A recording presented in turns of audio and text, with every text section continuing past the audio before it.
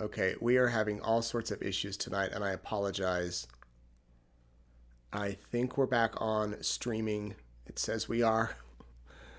For those of you watching, thank you for being with us. I'm going to...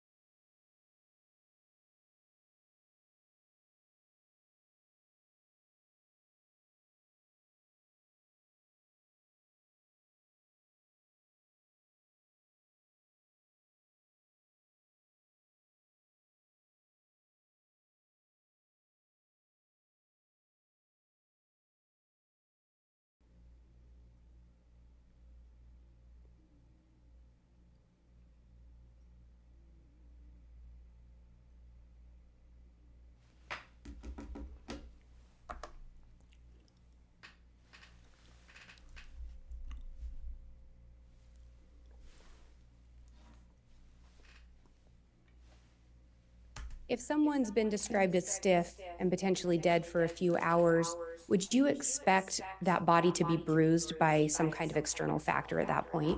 Not at that point.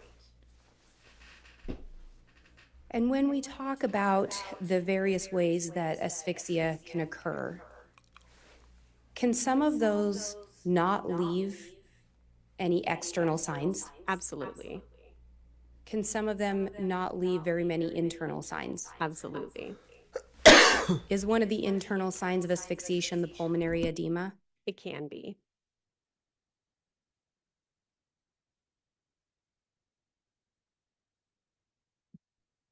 And in this case, did you review some medical records associated with Tammy Daybell? I did. Did you see anything in the medical records that would explain her sudden death? No. Do you recall seeing anything in the medical records about seizure activity? No. Do you recall seeing anything about low blood pressure? Nothing that was reported as a diagnosis. I did review her vital signs for multiple medical visits in probably the decade before she passed away. And she had some low normal blood pressure readings, but it was never discussed as a problem with her physician. And would you expect someone that had a prior history of anemia to just suddenly pass away? No. Would you, or in your experience, expect someone using homeopathic medicines or remedies to just suddenly pass away? No.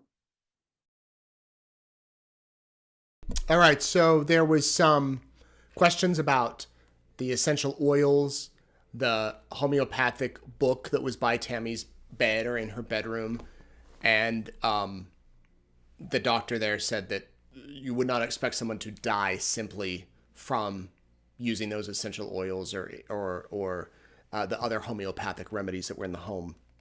The doctor did say that there were potatoes and peanuts in Tammy's stomach. There was no Big Mac. John Pryor had asked about that to the other medical examiner a couple of weeks ago if there was a Big Mac in her stomach, and the doctor said today that there was no Big Mac.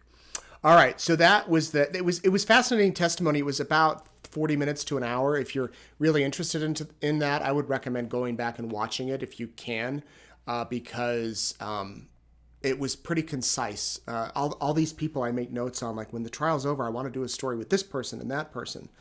Ricky Wright was the next person to take the stand. He was an FBI agent for quite some time based in Pocatello.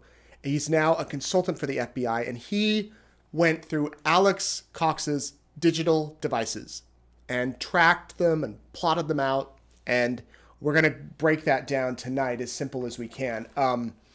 I will say that when we talk about this, it's important, as they do in court, to say that this is the person's device, not the actual person. So while my device is here with me, there's times where my wife has my device, or I leave it at work or something, and that's where the device is registered, not the person. But here is some activity on Alex Cox's device on April 8th. This is the day before Tylee Ryan this was the day of her last known proof of life, as they have said. First thing, well, here they all are.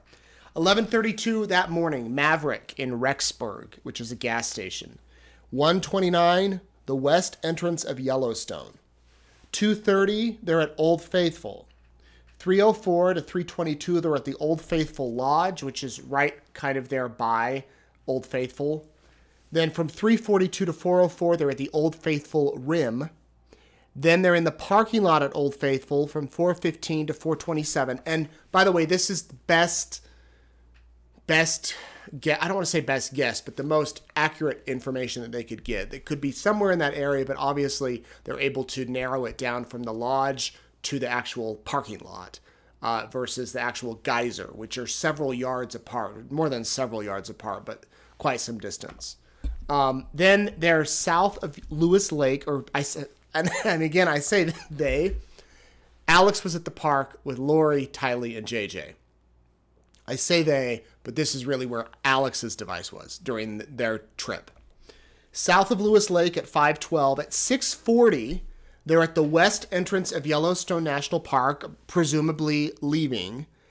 And then at 6:45, they're at the Buckaroo Barbecue in West Yellowstone. West Yellowstone is the town that borders the entrance of Yellowstone National Park. And they were there at that, his device was there at that restaurant until 7:02. So you can see that there was a bit of movement. Nothing too abnormal, though. And they did plot where the device went in the park, like different spots, all along the park and all over the place. And the detective said, or the agent, Ricky Wright, said it wasn't like there was one spot where the truck stopped for long or something like that.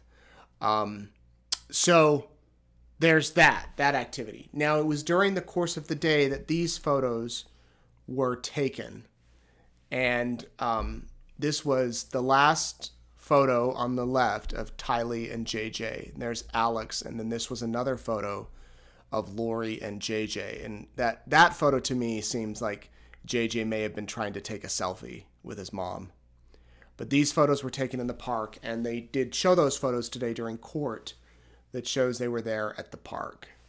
And that's the last time Tylee was seen, or the last photographic evidence of her. Now, so many people have said or asked or speculated, were they going to try to kill the kids in the park?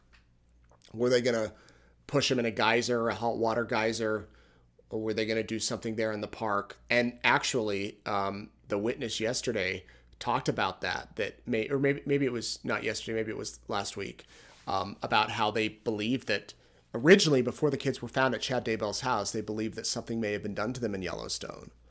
And we have covered people who have fallen into the geysers. One man, a tourist, fell in, or he wasn't pushed in, he fell in, and the only thing left of him was a flip-flop. I mean, those geysers are incredibly hot, and you could just imagine if something would have happened there at the park, but nothing did. Instead, the car came back to Rexburg, the truck that they were in, and at 6:45, so 6:45 to 7:02, they were at that barbecue restaurant. 8:37 to 9:35, they were back at the apartment in Rexburg, 175. Then Alex's device went back over to Maverick from 9:43 to 9:53. Then back to the apartment in 175 in Rexburg from 10:44 to, let's see, 11:15. And then over into the apartment, the other apartment at 11:44 p.m.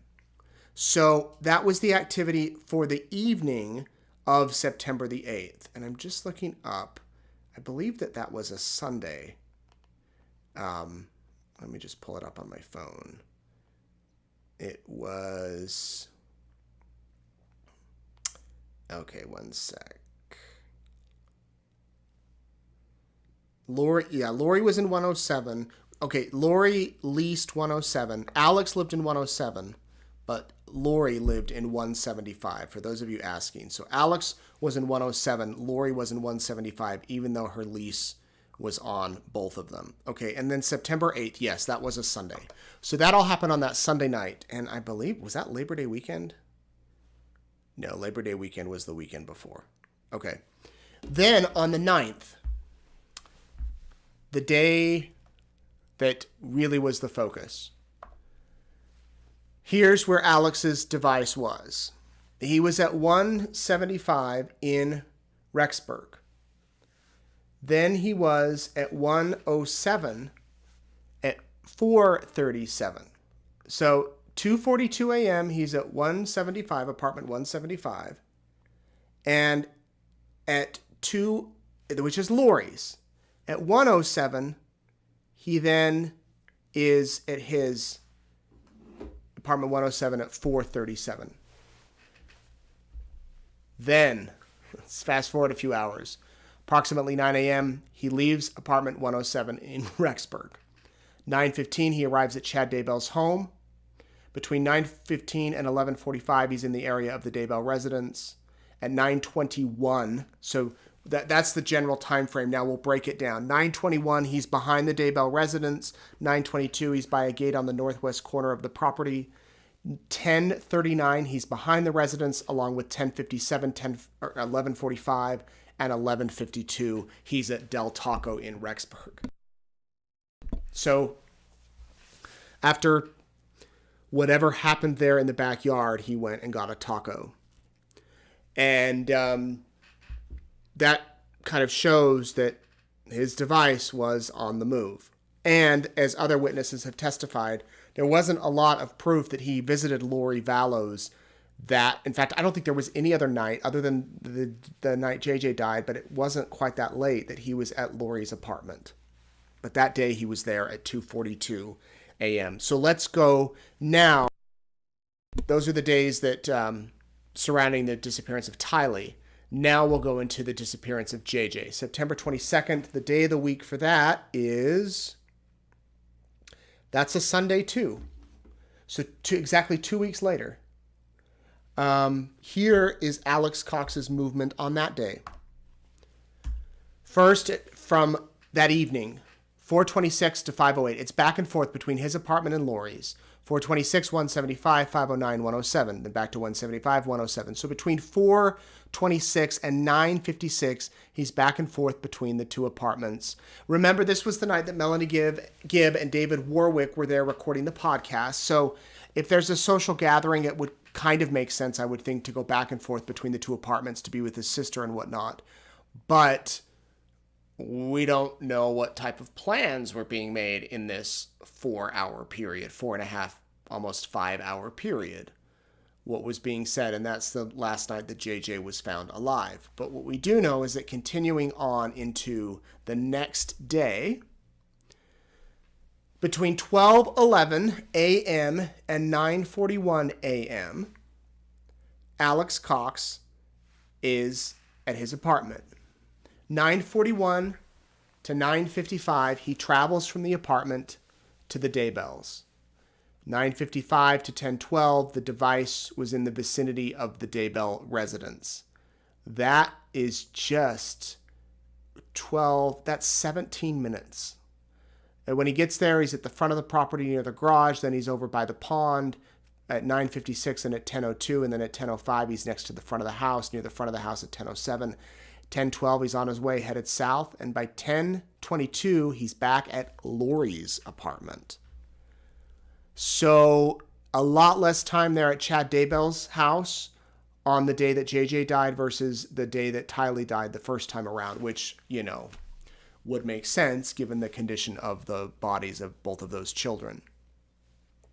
The witness, Wright, testified that Alex was over at the Daybell property, I believe 3 or 4 other times, and that was it. It wasn't like he was driving out there regularly, and they were able to track, all of his visits back and forth. They were also able to track his visits to the gun club, a couple of gun clubs, 2 different gun clubs. He also visited a window tinting store 3 times in Rexburg, and the Jeep that was used in the shooting, the attempted shooting of Brandon Boudreaux in Arizona, had tinted windows, and they showed the photos of that Jeep. Here's a clip where he talks about the activity of how often Alex was going to shooting ranges, which was quite a bit, and his visits to Sportsman's Warehouse in Idaho Falls. Did you end up requesting receipts for a specific period of time?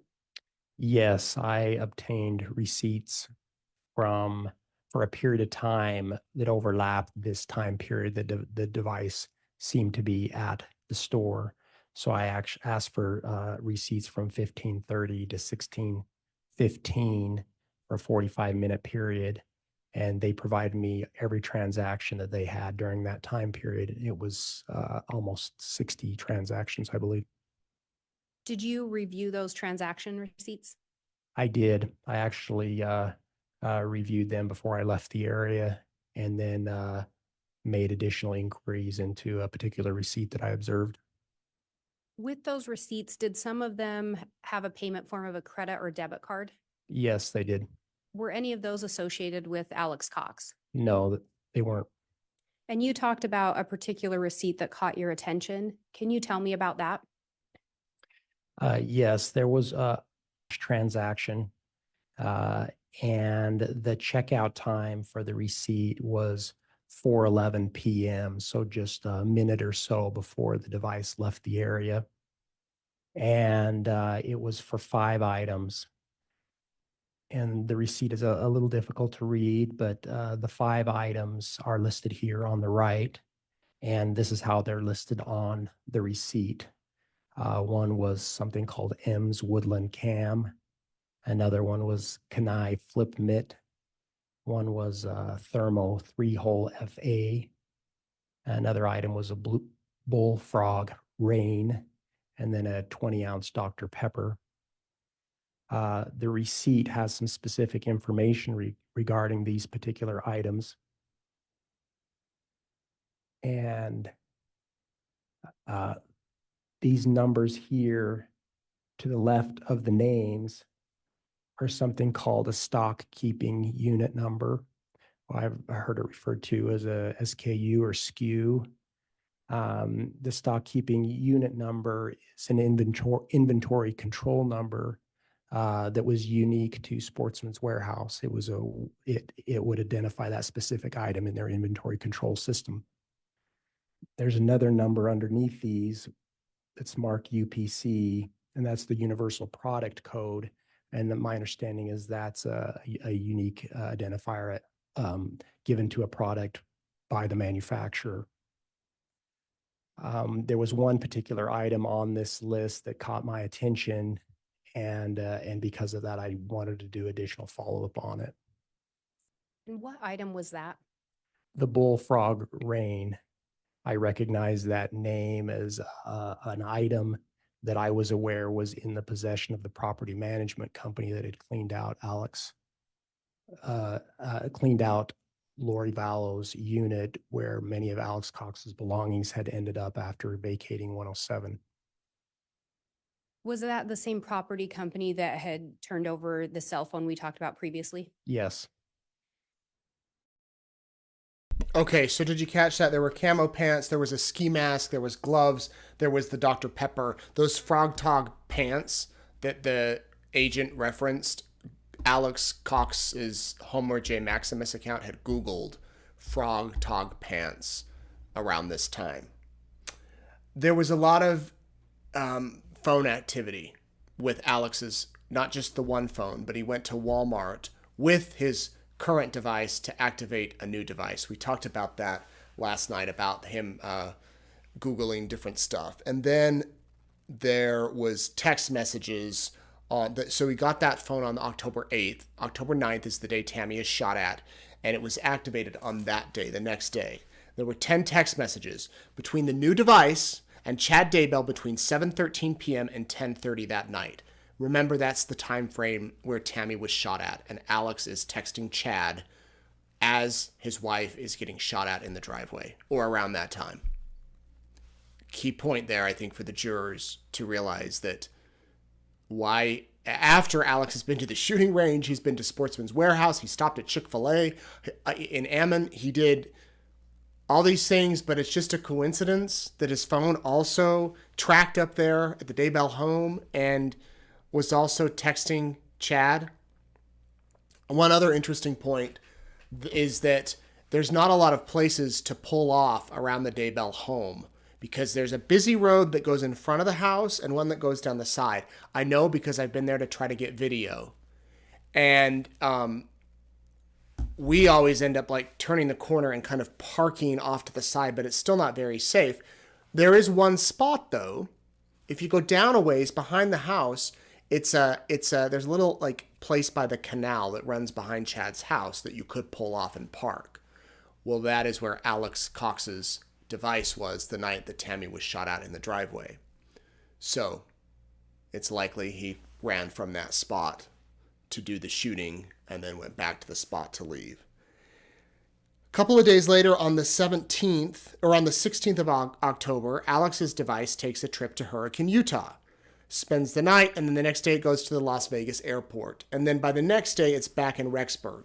Lori flew to Hawaii around this time and left out of Las Vegas. So Alex likely took her down to the airport so that she could go to Vegas.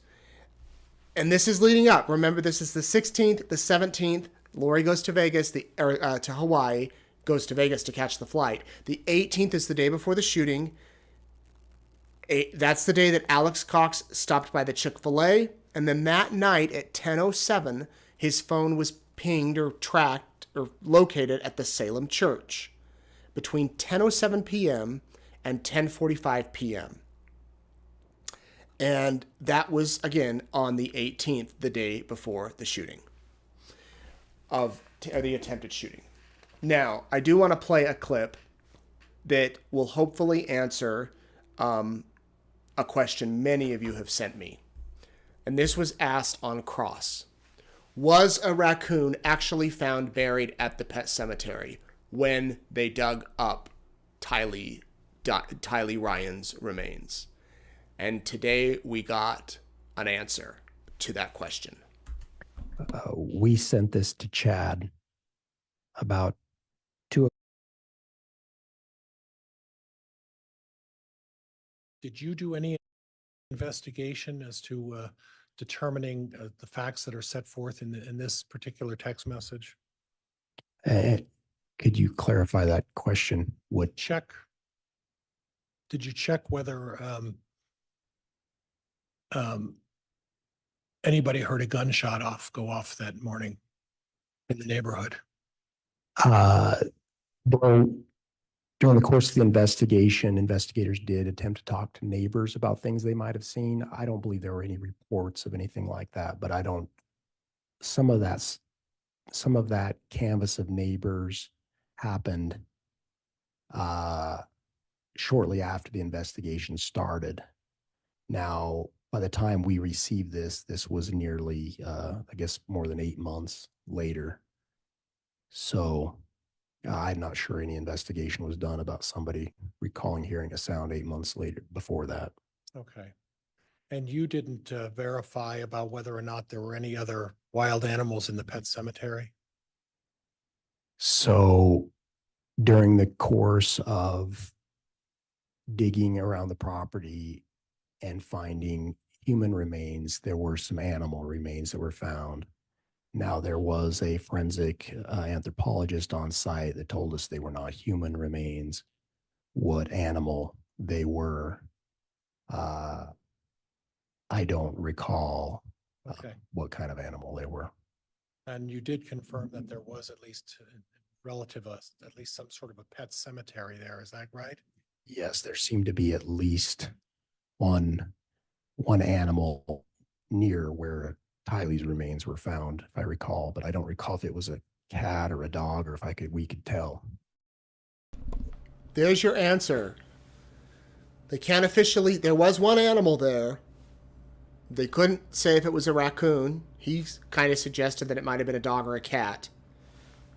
But we don't know officially, at least from this witness, if there was a raccoon buried there with Tylee. But there was one animal. Well, you would expect that, I would think, with the pet cemetery being there, that, you know, there would be an animal there. But we just don't know if the raccoon text was brought up again today that Chad sent to Tammy saying that he had shot the raccoon, and Pryor was trying to say, well, did you find the raccoon in the ground? Because, you know, that could have corroborated his story.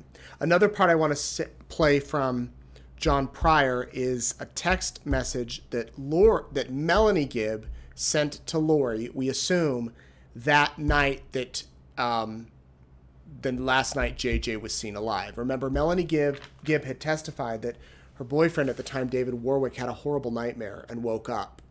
And Melanie went to get help from Lori or to get a blessing from Chad, assuming that Chad wasn't there, but maybe on the phone or whatnot. But this is the text that Melanie apparently sent Lori. We sent this to Chad about 2:00 this morning. David woke up with great pain and sorrow in his heart. And keep going. He felt something big was going to happen. He saw something with 2 slashes in the side of the mountain, and something about people, and his heart was very heavy, and sharp pain in his stomach and pain in his legs, and he started crying. Okay, keep going. He can't remember what was going on or what he saw. It was going to happen now or soon. Please call is when you can. Maybe you can help him understand it. Whatever it was, this is immediate. There was nothing he could do, and it was a horrible feeling. He can't get to these people, and there was nothing he could do for them. So there is documentation that David had an incident, and when Melanie said, we sent this to Chad, she's letting Lori know this is the text we sent to Chad. I thought it was some interesting perspective there about David having this horrible nightmare there, and of course Chad and Lori were not responsive that evening, and Lori's door was locked when Melanie Gibb went to try to find her. And there was a whole lot more testimony today that got pretty detailed as far as the movement of Alex in and around Yellowstone, in and around Rexburg, in and around the times when significant events were happening. You can go on and read the updates or watch the testimony. Pryor is not quite done with cross-examination, and that will happen tomorrow morning. And then I think we have an idea who the next witness is going to be, because today when they called on Ricky Wright to come in, Ray Hermosillo, the detective from Rexburg, walked in, and John Pryor said, Your Honor, I think that's Ray Hermosillo.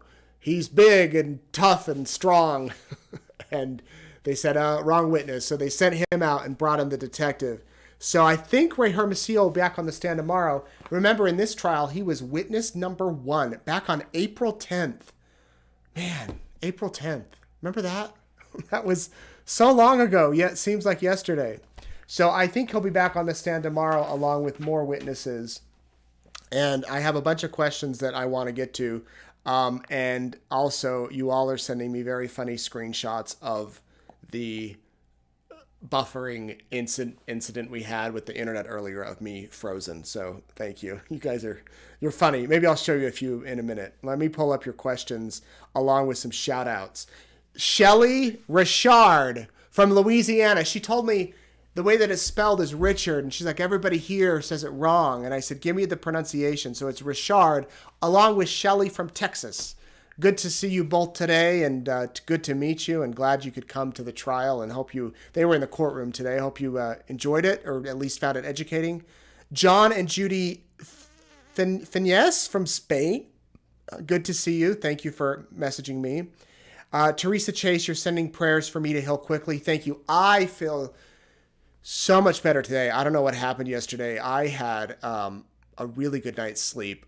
I kind of normally stay up a little later, but I went to bed last night at like 10 and I was out, and I woke up around 2 with a throbbing headache. I put a cold cloth on my head and took some ibuprofen, and then at 6:30 my alarm went off, and I was like jumped out of bed like, I'm alive. I felt great. So I feel really good today, and I am going to get my cough looked at, for those of you wondering. I try not to talk about it every day. It's kind of hard when you're speaking in public and I'm coughing.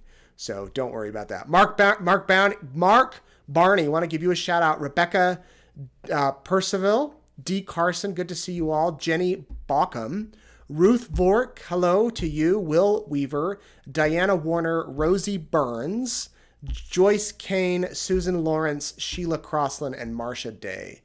Thank you all so much for watching. We have Duty Ron. Good to see you. Thanks for your donation. Duty Ron, you're a good guy. He emails me every Christmas when we do Secret Santa. And someone named Lori V. Lori Vallow, is that you? Thank you for supporting EastIdahoNews.com. Okay, now to your questions. Here we go. Mandy, what does it mean when a piece of evidence has a stipulation or has been stipulated to?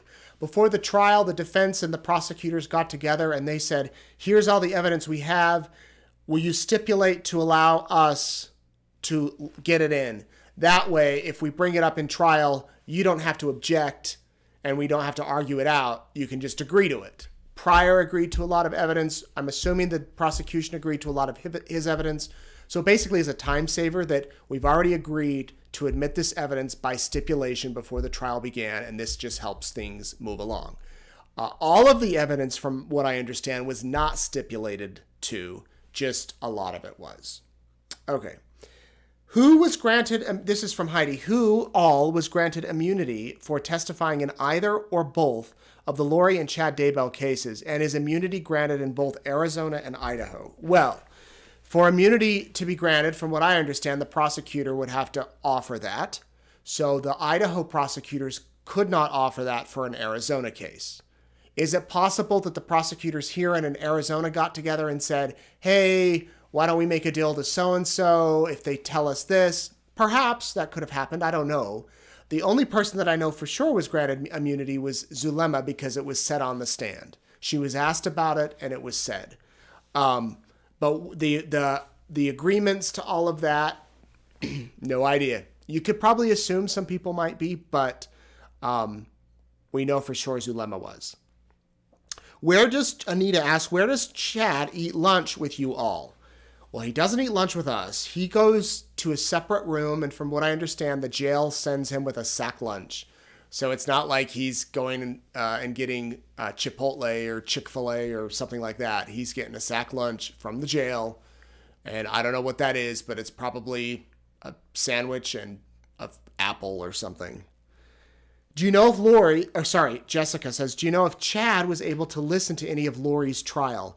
I don't know. I don't think he was able to listen to it, but he was given a transcript. I know that. He was able to read every word that was said from every witness, and he was able to hear what they said. So if he read through it all, he was able to get a sneak peek. I guess if John Pryor downloaded all of the audio from East Idaho News, or he got it from the court, Chad could have listened to it. But I don't know. I don't know if he heard it. I do know that the request was made for transcript. John Pryor said that publicly, so he had access to it. Taryn says, once the final jurors are selected to deliberate, are those same jurors used for the penalty phase, or do they call the others back in? If they use the deliberation jurors, what happens if one gets sick during the penalty phase? Man, that's a good question. So, from what I understand, the jurors are, we have 17 now, assuming the 17 still hold. When closing arguments happen and the case is turned over to them, the clerk will then draw 5 random numbers, and those jurors will be out of the deliberations. The remaining 12 will decide on the verdict, and then there'll be the penalty phase, which could last a week or two. And then, from what I understand, those 12 will go in and decide the punishment. But I don't know if they'll have the alternates substituted back in, or have them sit in there during the penalty phase. I'll try to find that out for you. This this case has been somewhat hard because of this gag order. It's hard to find out information because nobody's talking. But I will ask. That's a great question. Nate, how do you handle self-care after hearing such horrific things for 4 years? Secondary trauma is real. Take care of yourself. Thank you, Taryn. I appreciate that. Well, one of the things I'm doing during the trial that's different than Lori Vallows took a toll on me. This one I know is as well. But I go to a park right after court. Like today, I went to a park and I sat down and I put in headphones and I prepare this show. I prepare Courtroom Insider, but I'm in nature and it's actually quite relaxing. Rather than staying in a hotel room at all times, I do that. I also try to go on a walk after this is done. And then on weekends, I try to do nothing related to this. But I don't know. I'm going to try to take a really long nap when it's all over too. Mama J, why are they bothering to try her in Arizona when she already has a life sentence? Well, she's accused of crimes down there, and it's more of kind of a justice for Charles. She's been charged with his crime, and I guess that the attorney down there, the prosecutor, could have said, we're just going to defer to Idaho. But also, all of those investigators in Arizona put in all this time and energy and effort. They want to see the case go forward too. They want to see what happens with it. So you're charged with a crime, make it happen. I mean, that's happened before with other criminals who have committed cases in multiple states. They go through and they have those cases, but it also happens sometimes where some states are like, they've been guilty in 5 states of five murders. We'll just sit it out, or we'll just defer to the others. Alex, this is from Kelly. I noticed the Dateline episodes of The Kids aren't on anymore. Were they temporarily removed? You work with Dateline. Do they know? They were taken down. I don't think that Dateline keeps up all their episodes forever online, at least. So I don't know what to tell you, and I don't know when they'll be back up, if they will be. It'd be great. I told them when this is all over, they need to do a marathon and play all the Datelines that have been on. You can go listen to Mommy Doomsday, though, and that podcast is a few years old, so there is some dated information. That was made before Lori's trial. But I am happy to say that this Thursday, 2 days, the premiere of Dateline's new podcast, True Crime Weekly, is going to be this case. And yours truly will be on there. So I'm going to kind of give you a behind the scene. I just want to be sure I have the title right.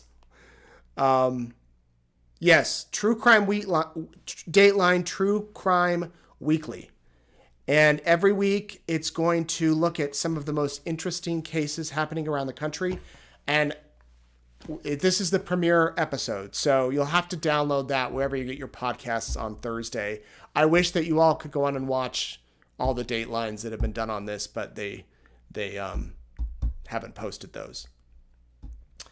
Kate says, I want to know if they were able to see where Chad's phone was right after the funeral to see why he was so late for lunch. Are they able to tell if his phone and Lori's phone are found together at that time? We have not seen any tracking of Chad's phones, and it's kind of too bad. He must have had it so far. I could be wrong, and other witnesses could come up. We know Lori's activities because of her iClouds accounts, and we know Alex's because he had GPS and he had location services turned on. Chad's phones didn't seem to have those, at least in any significant amount of time. So the day of the funeral, we don't know. We don't know if they were communicating. We don't know during that hour. That would be interesting, though. Court, this is Quick Flip 7. Court seems like it's nothing on TV or the movies. I guess attorneys never approach the witness stand. Is that right?